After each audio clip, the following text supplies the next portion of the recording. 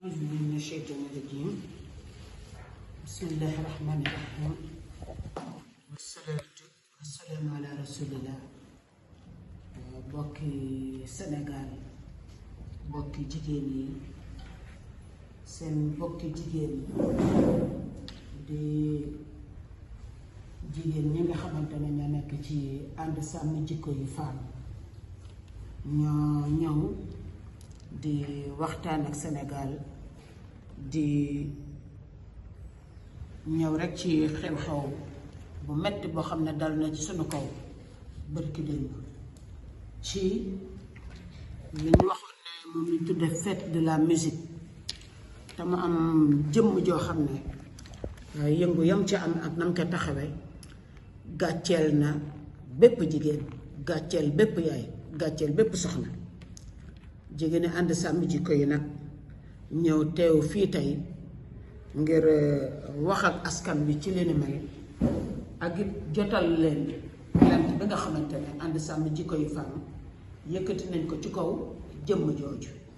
ak it waxtaan loo xam ne rek bëgg nañ mu dox suñu diggante ak organe de contrôle yi nga xamante ne ñooy saytu lu mel noonu kon li ñuy njëkk a def rek mooy lire plainte bi nga xam ne moom la ñu adressé procureur de Dakar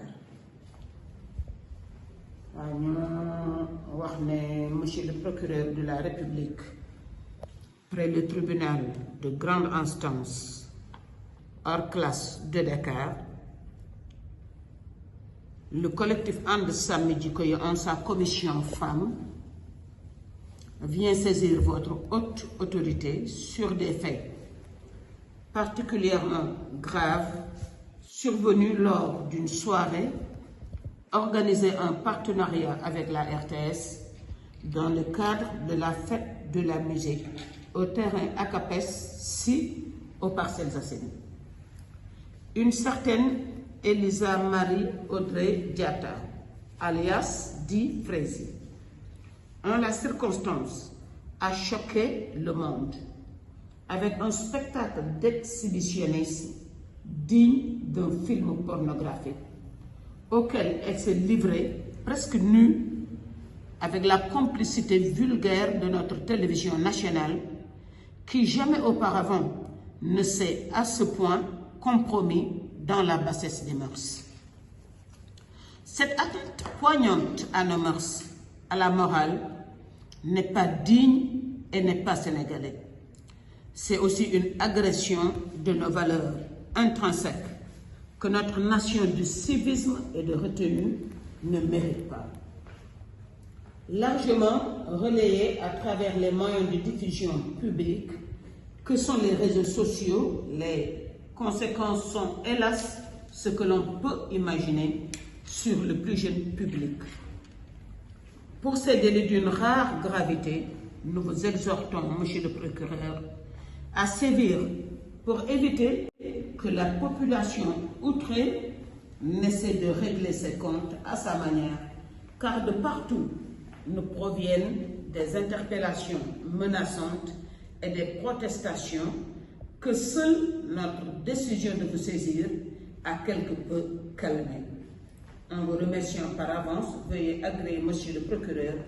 l'expression de notre haute considération. And Samm Jikko Yi femme kon loolu moo doon plainte bi nga xam ne jigéen ñi And Samm Jikko Yi amal nañu ko di wax ak nag suñu nguur gu bees gi